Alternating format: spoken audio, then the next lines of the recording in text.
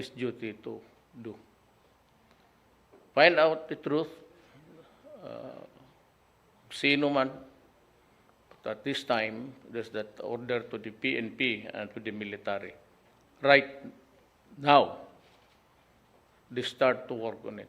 I made the announcement. Kaya sabi ko, is this talk of ours viewed by the entire Republic of the Philippines? If it's yes, then medyo sufficiente na yan. And it will be carried in the newspaper anyhow. Pero hindi tayo pwede ditong maghintay ng mandatory law tapos the Supreme Court. Well, if the Supreme Court says stop it, I will stop. But at least, ginawa kung dapat kong gawin. Whether right or wrong, I am ready for the consequences.